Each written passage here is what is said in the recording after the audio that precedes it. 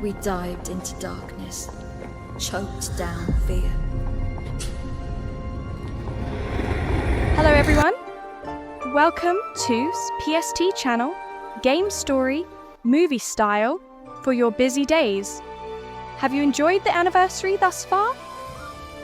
This month, we have another story chapter other than the anniversary event, Anzani. Now it is the time to unveil the mystery of what happened to the House of Fisalia throughout the years and the current newest character, Ciaccona backstory. Are you ready? Let's begin. As Rover and his companion Abby grapple with the strange frequency embedded in the message, they decide to investigate Egla Town, the heart of the upcoming Night of Remembrance.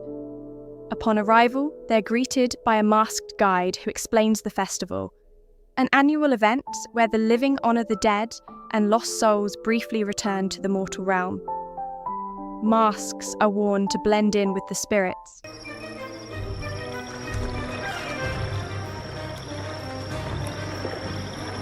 It's Halloween, right? Halloween. In Wuthering Waves, Halloween.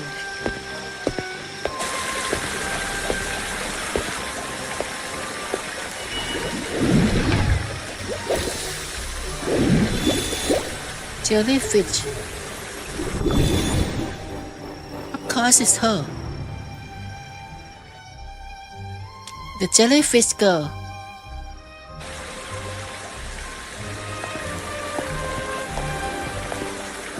Cantarella? What's she doing here? Then, why are we doing here? Actually, we should ask the same question to ourselves. What a pleasure to meet you again. Cantarella explains that the Night of Remembrance is centered around ghost-related themes. Tonight's theme happens to be the Ghost Girl. She senses the effect on Rover and invites Rover to join the event, promising that Rover recover once Rover solved the riddles prepared for tonight. Cantarella tells Rover that 3 riddles entwined with the tale of the Ghost Girl are hidden among the stalls set up for tonight.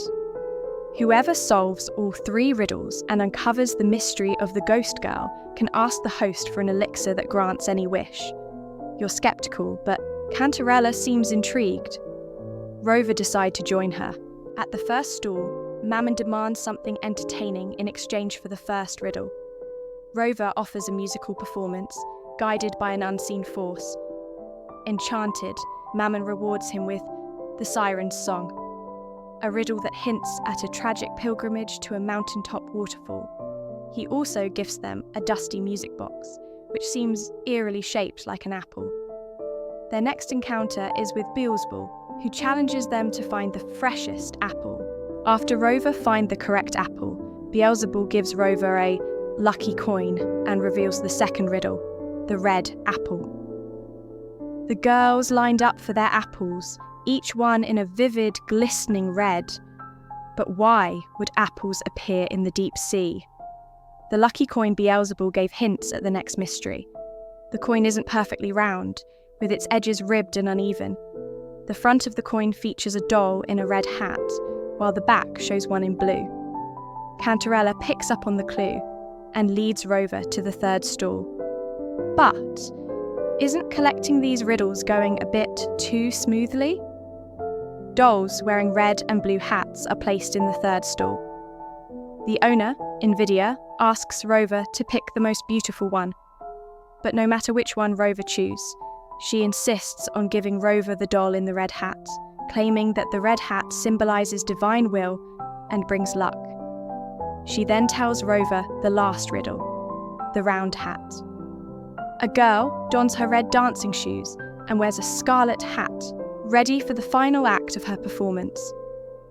Rover realised that the music box, the cog-like lucky coin, and the doll in a red hat can be assembled into a ballerina music box. Cantarella puts the parts together, and Rover perform once again. This time, the music box plays. As the music box plays, the red hat doll materialises and dances, only to abruptly stop.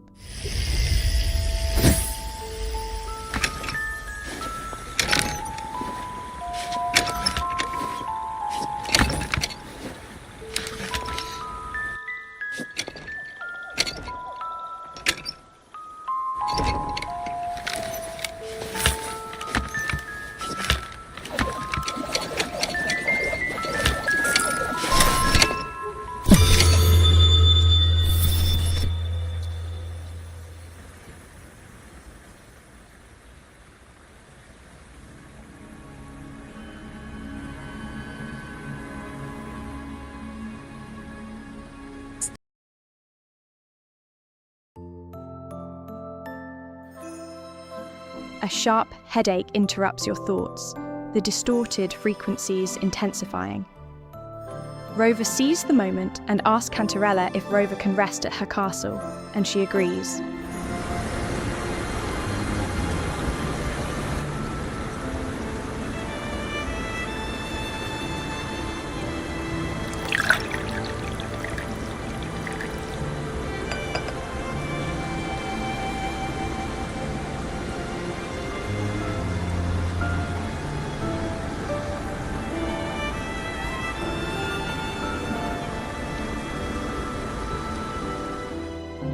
Cantarella lets Rover rest in her garden and brings Rover a potion to ease your nerves. Rover feels much better after drinking it. Cantarella then leaves to attend to other business. As Rover rests in her garden, Rover finds a young girl hiding nearby, wearing a round red hat, the same as the dancing dolls. Though she only mumbles, the girl points Rover toward dangerous plants, the sea apple and the jelly rose. These plants are poisonous and cultivated in the castle's gardens, connected to the Riddles and the Ghost Girls. The girl seems to understand and runs off, gesturing for Rover to follow. Rover follows the girl to the corner and finds Cantarella dancing.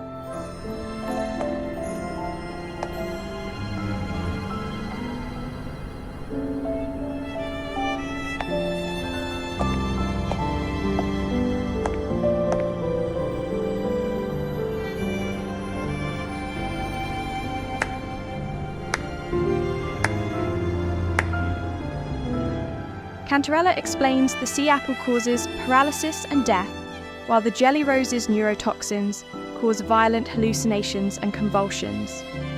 These plants, nurtured by the Fisalia family, hint at the dark truth behind the ghost girl's suffering. Rover realized the Riddles items, the music box, the red apple, the red shoes, and the round hat, are tied to the castle's tragic past. The Ghost Girls were lured and tortured during the divine trials, a brutal ritual to select a maiden strong enough to endure the Threnodians' whispers. Blood and tears from these trials have soaked into the castle, creating the Sea of Ghosts, a supernatural realm where past and future bleed together.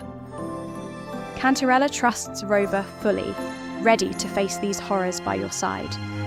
To uncover the truth and lift the curse binding you, Rover must dive into this sea of ghosts. Rover, prepare to dive into the sea of ghosts, carrying a lamp, the last flicker of light in the overwhelming darkness.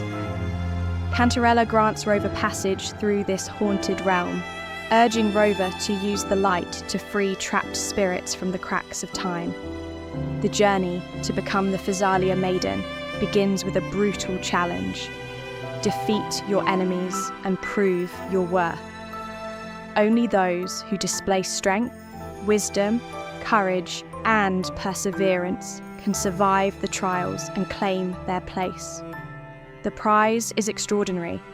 The head of the Fisalia family promises the chosen one an elixir that can grant any wish, whether eternal beauty, miraculous healing, or other impossible desires. Mandragora, Hebanon, Cantarella, Chloe, Anis, Marina, and others vie for this honour. The first trial is a test of willpower and resilience. Poison lies at the very foundation of the Fisalia legacy, and now the candidates must dive into the depths to collect 3 of the most toxic sea apples, deadly fruits whose potency is legendary. Amid the tension, letters surface, small notes from Chloe to Anis, revealing the nervousness and fear of facing the trials. Cantarella explains the harsh reality behind the divine trials. These rituals force daughters of the Fisalia family to face deadly ordeals, but some desperate families substitute other girls, lured by money or false promises. The late head of the family saw these substitutes as rough gems to be polished through suffering. Regardless of their bloodline, the maiden must be a Fisalia at all costs. In the second trial, participants should make a team of 2, capture the most venomous jellyfish and exchange their catch with their teammate. The one who survives the jellyfish's venom shall be declared the winner. Since only Rover and Cantarella are in the castle, Rover decides to team up and find the Jelly Rose Medusa. After catching the jellyfish, the Rover discovers a small paper slip addressed to Hebanon. As the second daughter of Fisalia's senior line, she was gentle and reluctant to harm her own blood. Yet, under the watchful eye of the Abyss, the girls had no choice but to drink poison for fleeting moments of peace. Rover and Cantarella return with the most venomous jellyfish. Now, it's time to follow the trial's rule and feed each other the deadly poison. While Rover knows nothing of poisons, Cantarella calmly offers to take on the jellyfish's venom herself, as she is no longer harmed by poison, and encourages the Rover to let her bear this burden, understanding that some weights are better carried by those who have endured their own trials. A notice informs that Cantarella and another family member, Anis, have passed the second trial. A subtle shift seems to have taken place in this familiar room.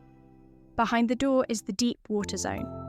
A strange doll blocks Rover away and asks Rover to find a suitable round hat for her. Meanwhile, Cantarella seems unwell, but forces herself to stay collected for Rover's sake. The doll thanks Rover for bringing her the round hat and invites Rover to the stage for the final performance.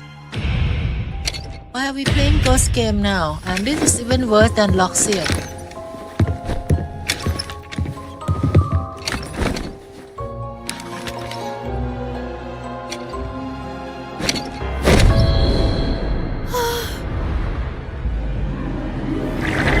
Disney Ghost House is here.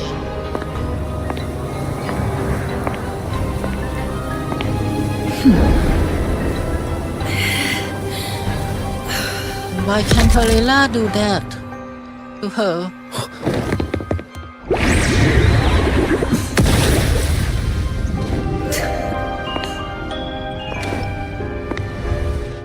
See, she wants to solo the monster. Rover figure out who this girl with a red round hat is. She must be Anis, the silent ghost girl A, who sent Rover that message. But why hasn't she aged over those years? There's no time to dwell on this question now. After all, saving Cantarella comes first. Anis offers to help. She closes her eyes and holds the lamp. A brilliant light appears, reigniting the lamp's glow, yet Anis vanishes in its wake. Years ago, Cantarella used illusions to deceive the late head of Fisalia, seizing his position and ending the cruel trials. But his remaining obsession, corrupted by the whispers, has lingered in the castle and turned the place into the sea of ghosts. Together, Rover and Cantarella set his lingering will free. As the lingering obsession of the late head of the Fisalias fades, the sea of ghosts vanishes. Chloe and others rejoin, revealing Cantarella's protection during past trials and her deep care for the lost girls. Cantarella explains her plan for the Night of Remembrance, to send the ghost girls home by brewing an Elixir of Revival, a process made possible through Rover aid. It all started with a false hope. An elixir to grant any wish was said to be here. We dived into darkness, choked down fear. Nothing's here but the deep and ourselves.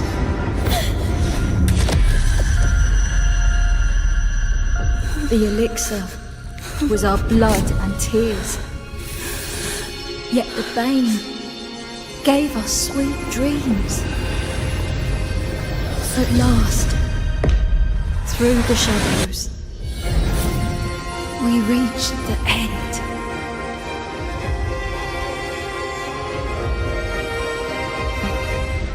Cantarella admits her loneliness and burden as head of the Fisalia family, who bore the legacy of cruel divine trials designed to find a maiden with unbreakable will. Rejecting the ruthless sacrifices of the past, she sought a different way, transferring her power to another to confront the Threnodian and pledging to end the trials and free the trapped souls. With the Order distracted and the Threnodian's influence broken, the cursed trials end and peace returns to Rinascita. Cantarella offers the rover the entire Fisalia legacy and a special elixir to bring restful peace after the long ordeal. She admits that she never intended to involve Rover and had planned to handle everything herself. That's why, for this year's Night of Remembrance, she took part herself and chose Ghost Girls as the theme. She had meant to dive into the sea of ghosts alone, claim she had solved the riddles and obtained the Elixir of Revival. This would allow her to send the girls home during the midnight dance of the dead. But Anis's message led Rover to her side to complete the plan. Cantarella prepared to send the girls back to their homes. Before Rover leave, they say their final goodbyes to Cantarella, thanking her for everything she's done for them over the years. Now we are back. Tonight, all the riddles are solved. Behold, the Elixir of Resurrection.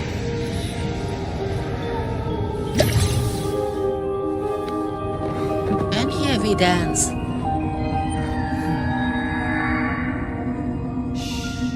I don't know why Cantarella will try to seduce us all the time.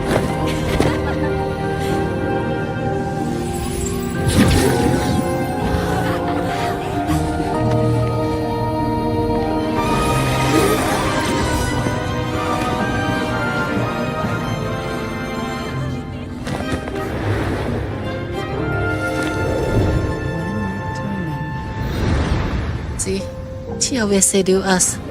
Every inch, every move.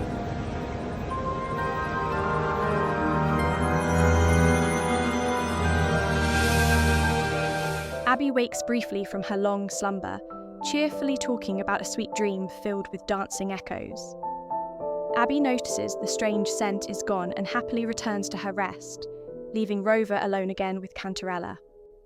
Cantarella offers Rover rest at her castle, where the atmosphere is now warmer, more welcoming. She reflects on the heavy legacy of her family, the Fisalias, who are burdened with the cruel divine trials. These rituals, meant to find a maiden strong enough to resist the Threnodian's whispers, ended up sacrificing many innocent lives. Cantarella speaks with regret and quiet anger about how these necessary sacrifices were anything but noble. She chose to defy that path. Upon wielding the Sword of Divinity, she realized another, Fleur-de-Lis, was better suited to carry its power. She requested the Sentinel to merge their strengths, creating a chance to confront the Threnodian together. Though they succeeded for a time, the battle was far from over. To end the cycle of pain, Cantarella took leadership of the Fisalia family, aligning with the Order in secret to deceive the enemy while searching for a lasting solution. That path eventually led her to you. She reveals she has been watching you since you arrived in Rinascita, and that you gave her hope for true change. Thanks to Rover actions, the Threnodian has been defeated, the girls have been freed, and the Order has been forced to retreat. Rinascita is finally at peace. In gratitude, Cantarella offers you the entire legacy of her family, every elixir and secret they possess. She calls the castle your home now and gifts Rover a special elixir scented with albizia blossoms to help you sleep peacefully, promising that from now on rest and calm will be Rover. As Rover eyes close, the nightmare ends. The fleeting night's dream gives way to a new dawn, one shaped by your choices and by Cantarella's quiet courage.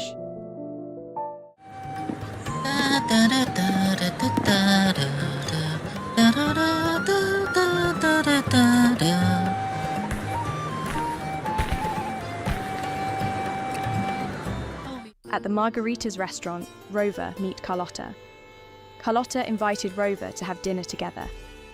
While sharing a meal, Rover overhear a rumour about the Golden Anthem. Once a reputable poets' society in Ragunna, consisting of 3 members, Farol, Selena and Rimbaud. They composed numerous anthems and poems glorifying the Sentinel and the Order, but were later accused of blasphemy by the Order and sent on a pilgrim's sail. They vanished thereafter without a trace, and mentioning of their names is now forbidden in Ragunna. It's said that playing their last works can summon the demons. Suddenly, the melody begins to play, and the so-called demons quietly appear behind Rover. Cristoforo reappears and greets the group, noting that they were also listening in on the conversation about the Golden Anthem's final work. Cristoforo suggests that someone may have unknowingly played the cursed melody. He then hints at something strange. Among all those present, the demons appeared to target only Rover. Carlotta then leads Rover to Ciaccona. In Hellwell, poetry and music hold equal sway. Shh. Listen carefully. On the tapestry of times, strum my strings for the endless dance of time. To fly is not to flee, but to journey towards the dreams. All the hopes will set us free from doubts and fears deep within. Let the sunrise gild our wings, let the twilight soothe our I'll let the song to find the her. sky were forever wild and free. Ciaccona, who seems hesitant to involve Rover in the mystery. After some persuasion, she agrees to help. To uncover the truth, Ciaccona decides to play the melody once more.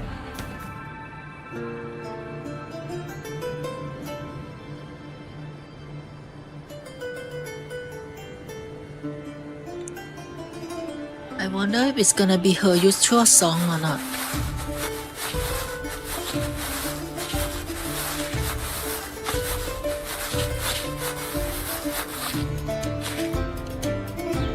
Look different.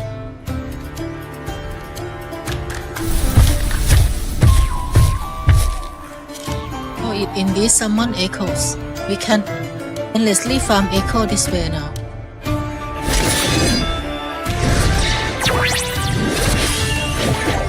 The weird echo. The demons reappear. After defeating them, Ciaccona draws closer, hoping to use her forte to uncover the story hidden in the frequencies. Rover, using a special manuscript, begins to perceive hidden meanings in the melody, something normally impossible. As he listens, a vision appears. A balanced scale with people on one side, symbolizing differing perspectives. Ciaccona explains that once art is made public, its meaning becomes subject to interpretation. What may have started as a simple poem became infamous when an article claimed it was a curse targeting Ragunna. This idea gained traction after members of the group Golden Anthem were exiled and perished in a fire. With no clear facts, people filled in the gaps with speculation, transforming rumour into truth. That playing the group's final composition summons demons as an act of revenge against Ragunna. Ciaccona warns that unchecked imagination can lead to chaos, especially for ordinary citizens. While resonators can handle such threats, finding and stopping the one behind it all is now their top priority. Ciaccona brought Rover to a place called Requiem Paradise. A shore where Renaissance poets and musicians bury their retirement, Rover discovers the instruments of the Poets' Society, and Ciaccona decides to use it to recreate the past. In the realm of melodies, created by the power of Ciaccona, Rover witnesses the Poets' Society facing interrogation by the Order. Despite the pressure, Farol, a member of the society, does not resist, but calmly accepts whatever comes his way. Rover encounter Rimbaud's remnant melody. Unlike Farol, he believes the truth should remain buried forever, never to be shared through poems. As Rover touched Farol's remnant melody, it becomes clear that he had already foreseen this fate. The truth behind their capture was not blasphemy, but the discovery of the true face of the Sentinel. As Rover wanders through the realm of melodies, Rover loses track of Ciaccona. Rover is taken to a place. Here Rover finds herself in a study where a young girl is singing. Because they cannot banish the truth, the order of the deep instead banished us to the sea. Our thirst for truth is why we were cast out. No matter what, remember this. The truth will always exist. And the truth is gold that is unafraid of the fiercest of flames. Let the order. Rover tried to reach her but couldn't. Rover was very surprised because her voice could come through. After talking to her, they learned that her name was Ciaccona Toccata, before being awakened by Ciaccona. Ciaccona thought the next clue might be at the Cathedral of Mercury, so he travelled there with Rover. When Rover arrives, he meets the choir, who are searching for a missing member. Rover helps them find him.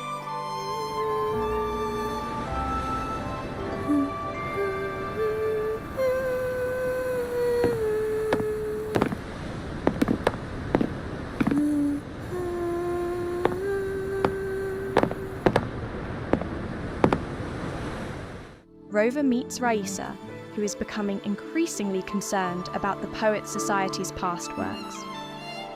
Rover and Ciaccona try to help her regain her confidence. Chorister Raisa leaves to rehearse with the other children.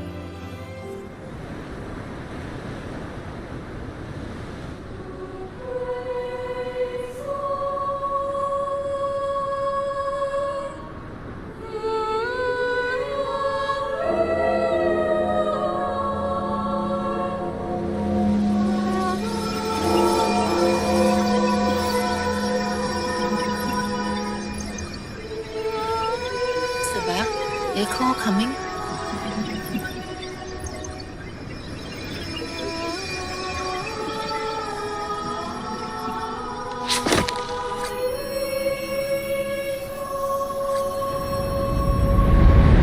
Ciaccona starts asking Rover questions about what Rover saw in the melody.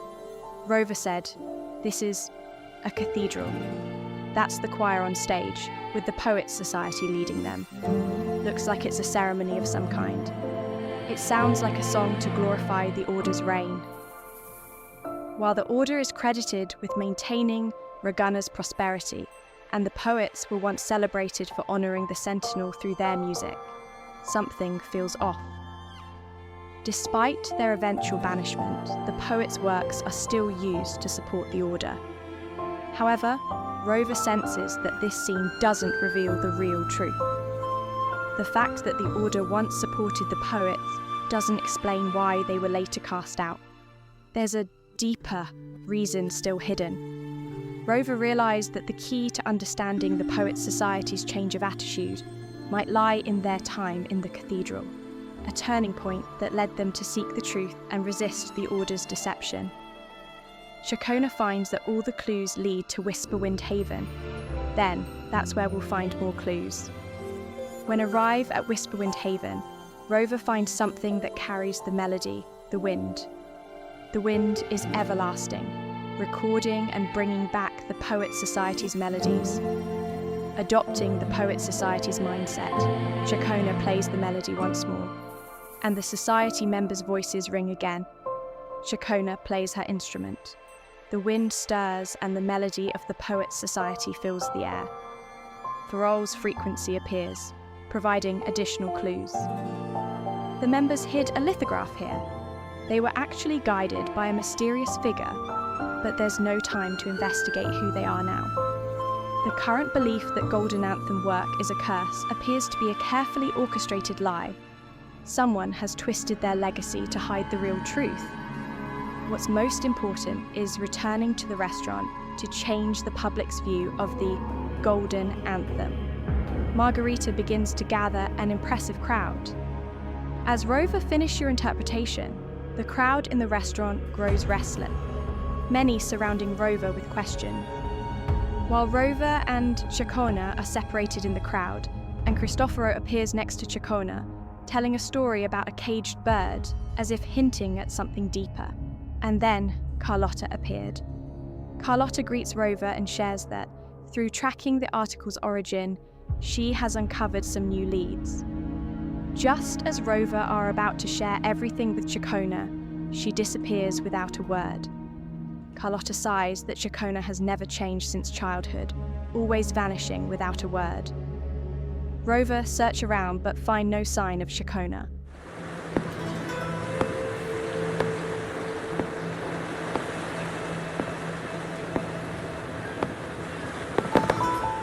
Cristoforo's words echo in Ciaccona's mind.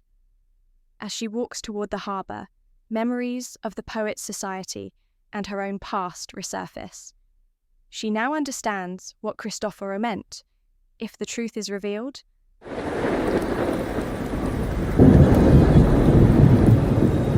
That guys, either he trying to prevent it and do it, or he is just the bad guy.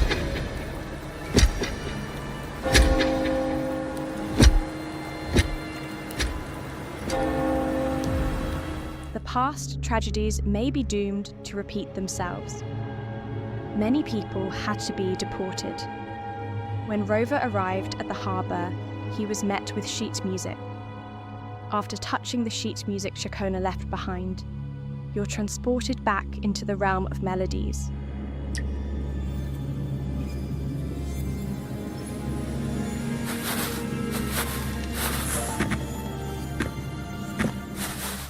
Where Rover meets the girl from the study once more. This time, she introduces herself properly. Ciaccona recounts the origins of the tragedy. This is how it all started. It began when a mysterious figure revealed the truth about the Sentinel to the poets, inspiring them to become the Knights of Ragunna. The Toccata family, including Ciaccona's father, helped organise and protect them. The Order, wary of the poets' growing influence, gave Ciaccona's father a key to a secret study containing documents that could have exposed and ruined them. Though the contents were deemed blasphemous, he accepted the key without hesitation. Ciaccona casts doubt on the official narrative of the Pilgrim's Sail tragedy. She reveals that the ship was deliberately stocked with no food or water, essentially a death sentence. The poets, realizing this, chose to die on their own terms. They set the cabin on fire to leave behind something real and sincere as a final, desperate act of truth. Their dream was a world where art and music were no longer controlled or silenced. Their final message, with our bodies to fuel the fire, the ensuing inferno shall forge Ragunna's true gold. Fearing the truth, the Order tried to erase any evidence by salvaging the wreckage. The poets entrusted their legacy and the key to the Toccata family. Ciaccona inherited it after her entire family was slowly exiled and killed, one by one, including her father, who smiled as he passed the responsibility on to her.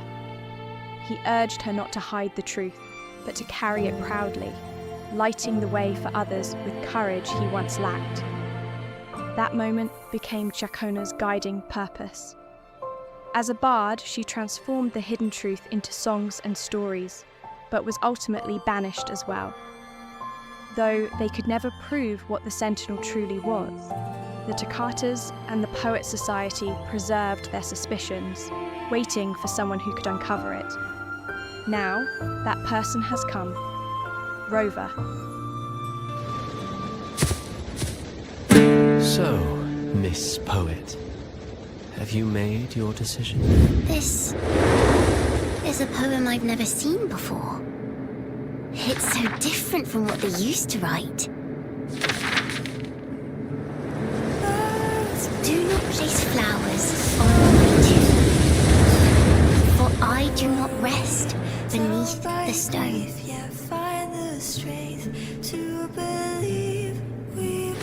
I am the sea wind at Ragunna's walls.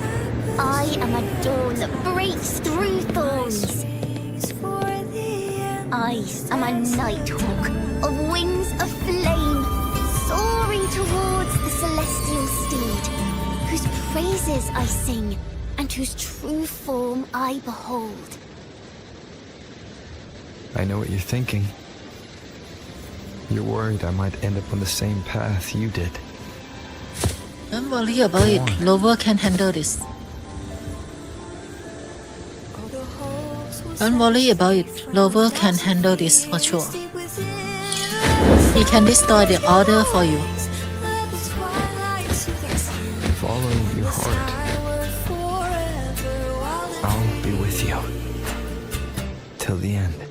Till the end. Rover encourages her to embrace her identity as a poet. With hope that this time the story may end differently, Ciaccona agrees to open the doors, ready to finally bring the truth to light. Ciaccona joins Rover in returning to Ragunna City, where, as planned, Rover will make your final revelation.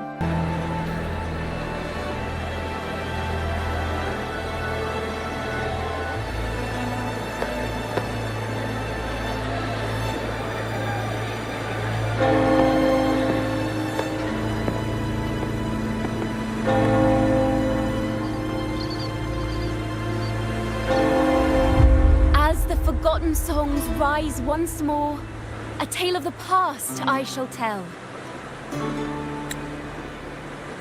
The story of those who were accused of blasphemy. What? They were once poets, singing songs for the divinity and the order. This is how their music became known to all.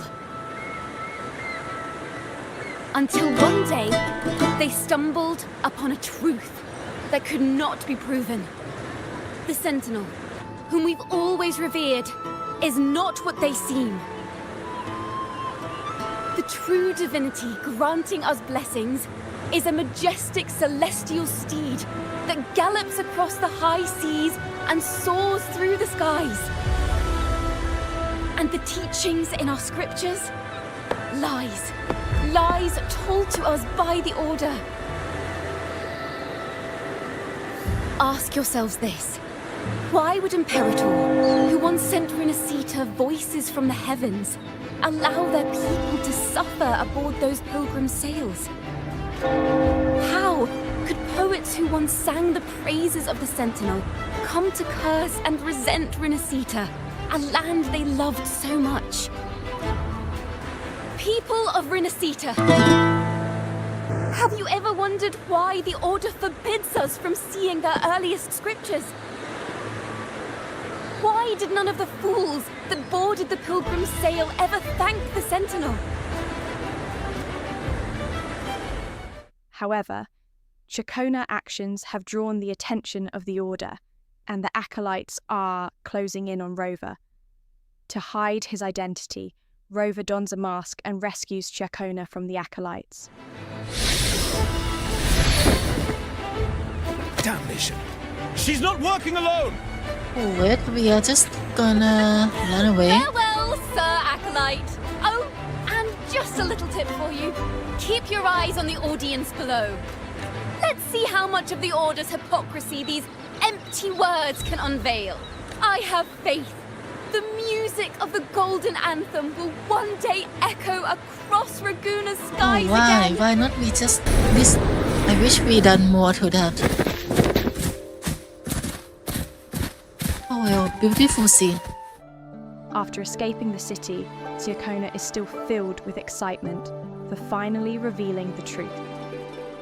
Rover stopped for a moment, and in her emotional state, she plays a song for Rover. Is our final stage.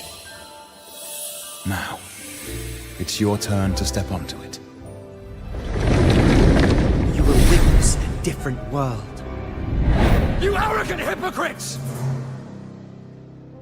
Led by curiosity and wonder, you step forward. I am the gentle sea breeze, sweeping through Whistlewind Haven and towards Ragunna's high walls. Well, have you decided on your answer? I look forward to the public trial. Perhaps our fates are not so different after all. It is time, sinner against the Sentinel. But you... I will continue to sing. As long as there are those who breathe and see. My eternal summer will never fade.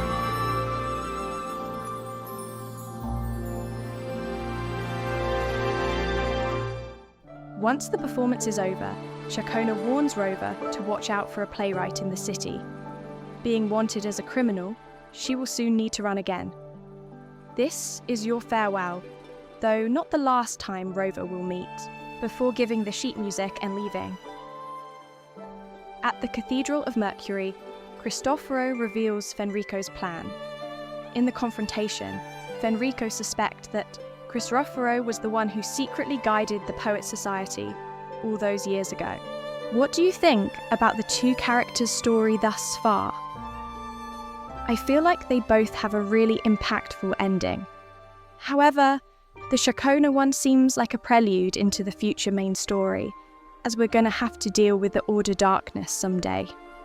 We don't know how strong the enemy is yet, but I believe that Arbiter power right now should be enough to destroy Fenrico. I could see that Rover is adult enough to not destroy the church right away, since he knows how much impact would hit the Rinascita culture. We may predict that the reason why Rover has to move to another city-state now could be to escape. Or does he plan to gather allies from another city-state before coming back to finish this once for all?